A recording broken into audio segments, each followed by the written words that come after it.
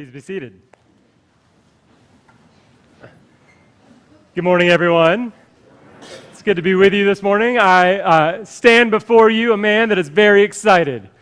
And you might wonder why. You might say, oh, Remington's excited because he managed to get all of his Mother's Day presents all wrapped up and in a line before heading off to church on Sunday morning. Well, sorry, but no. One of these services, eventually my wife's going to be here, and I'm going to be in trouble for saying that. But not yet. I still have till this afternoon. You might think it's because it's TPC Sunday, and Tiger is actually in the field. And I'm pretty thrilled about that, I have to say. But that's not it either. It's actually perhaps more boring or perhaps more exciting, depending on your perspective. It's because this week I found out that there will not be just one movie about Mr. Rogers coming up, but two movies about Mr. Rogers over the next 2 years. Some of y'all know already that there's a documentary coming out this summer. But I just found out, and I know many of you probably already knew this, that next year there's going to be a movie about Mr. Rogers starring Tom Hanks as Mr. Rogers. Come on. It's not going to get much better than that on a Sunday. Let's go. Right?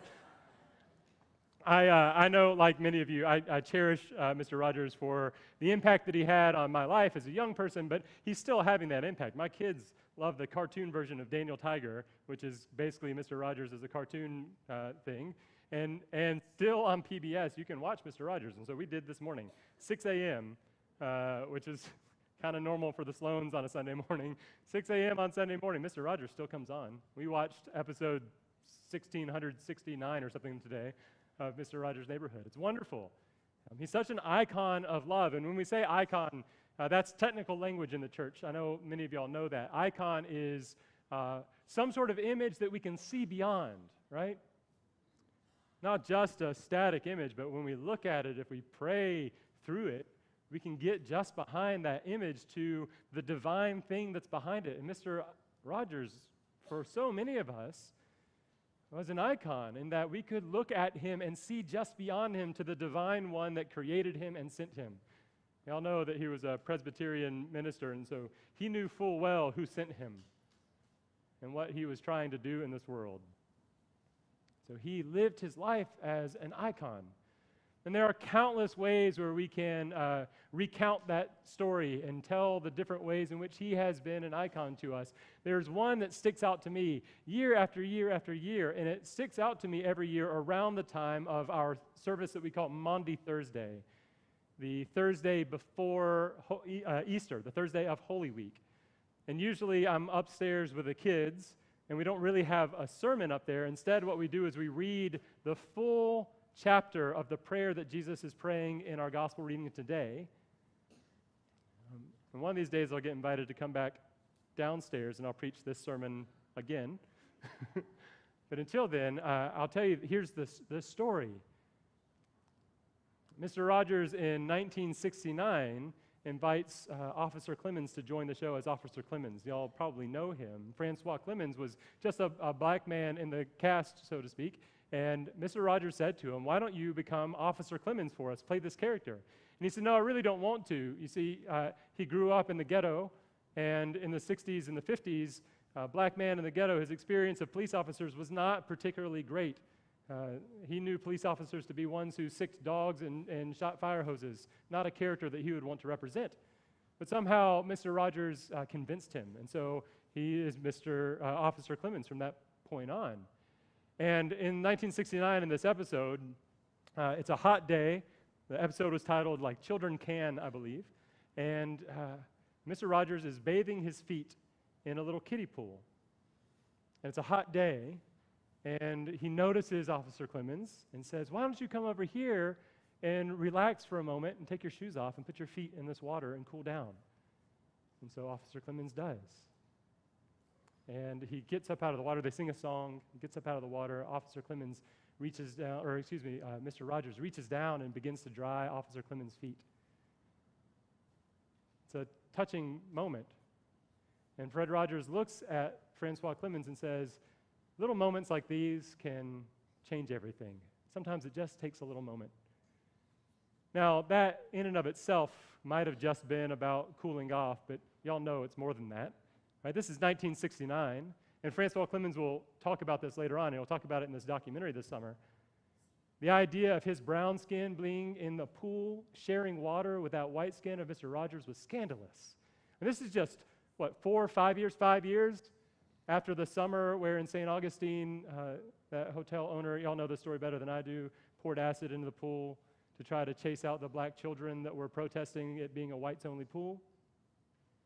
And it was scandalous that Francois Clemens, a black man, would have his feet in the same water as Mr. Rogers. And scandalous that Mr. Rogers would take the time to get out of that pool and dry the feet of this young man. For us, that alarm bell that says, oh, I know the context, ought to be more than just, I know the St. Augustine context, or I know the scandal of the civil rights movement. It ought to be bigger than that. For us, it ought to jump out at us that Mr. Rogers is being an icon in that moment of Jesus himself, who in chapter 13 of the Gospel of John stoops down, the Son of God stoops down to wash and dry his disciples' feet. That's scandalous too. And what Jesus does afterwards is begin to say a prayer for his disciples, and we are catching a part of that prayer. Chapter 13, he washes their feet. 14, 15, 16, he talks to them and teaches them about what will happen after he's gone. And then chapter 17, the whole chapter is a prayer in which he says things like we have today and more about the love that abides between Jesus and his Father, the love that he's placed within his disciples, the love that he wants them to bear into this world. And so today we catch just a piece of that. Protect them, Father. Allow them to be one as you and I are one, and send them into the world as you have sent me into the world to be an agent of love and reconciliation. Jesus understood himself to be of love and sent into the world for love, and sending his disciples to be agents of that same love. Hold that in your mind. So Officer Clemens, after that scene in the pool in 1969, continued on for 24 more years as a cast member of Mr. Rogers' Neighborhood, and had multiple other scenes. But remember, he really didn't believe that that kind of a day would make much of a difference, even though Mr. Rogers had said that it would. He said, and he's quoted as saying, he didn't think Mr. Rogers could make a difference in the real neighborhood. In 1993, he returned to the show as Officer Clemens in an episode that was about love. The title of it was something about love. I wish I could remember right now. I'm sorry, I forgot.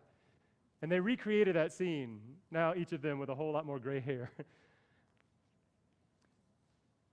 At the end of that show, and in the interviews that happened afterwards, Officer Clemens, or Francois Clemens, the actor, talks about how Mr. Rogers began to say the thing that he sort of says at the end of every show as he puts his sneakers up and puts his dress shoes back on, and the whole exchange that he does. Today's a special day, just like every day, and I like you just the way you are. And Francois Clemens believed that Mr. Rogers had been staring at him that day a little bit while he said that. And so after the show, he went up to Mr. Rogers and said, "Fred, were you speaking to me?" And Fred Rogers said to him, "I've been speaking to you for years. You heard me today.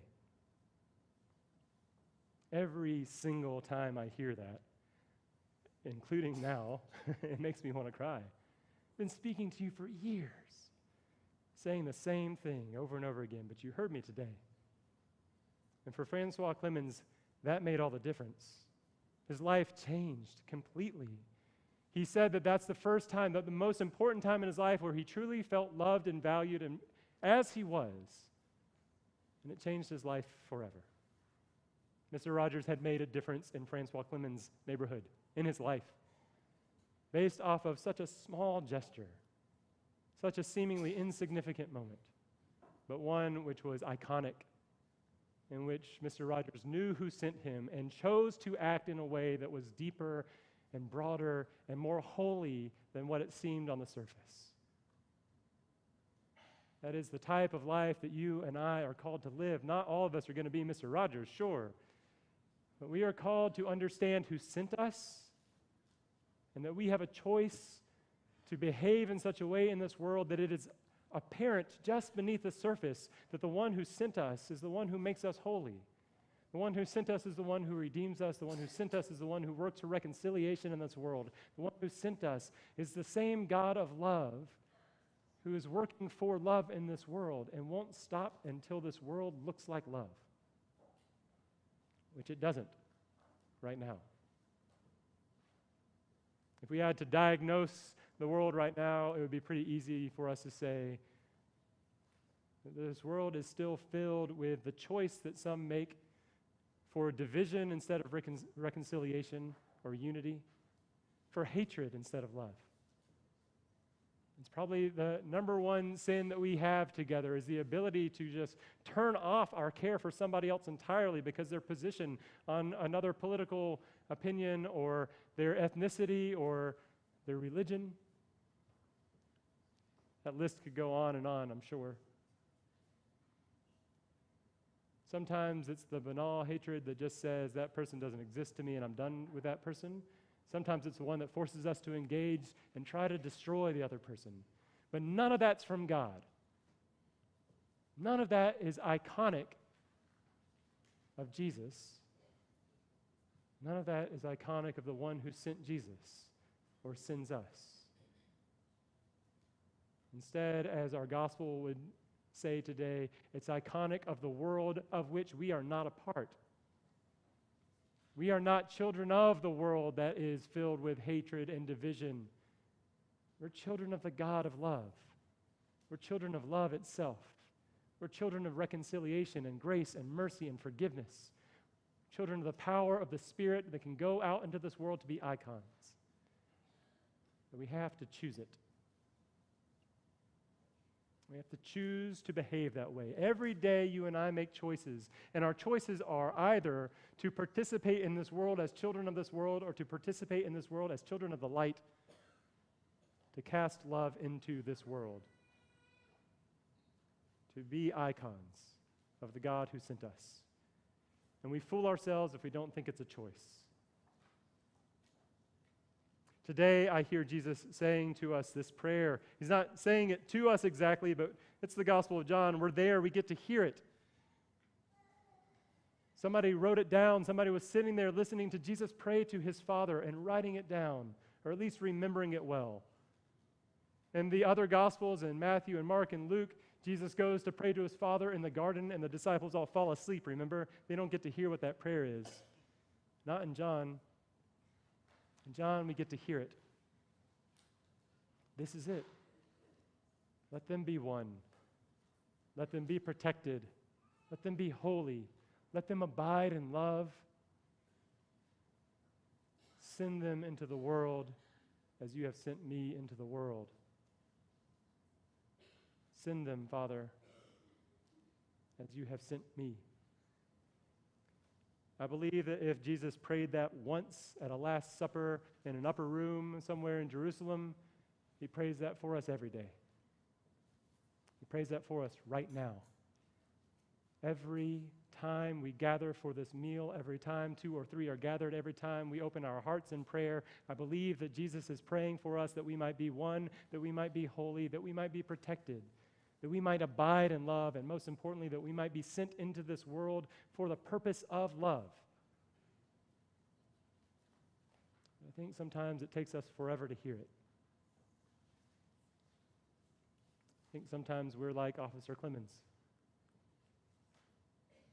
And sometimes it just takes that one moment 24 years later where suddenly we hear Jesus say it and we realize he's been talking to us for years. Pray that this can be that day for us. Where when we hear Jesus say that we are sent into this world for love, we can own that as a commissioning. We can own that as a piece of our story.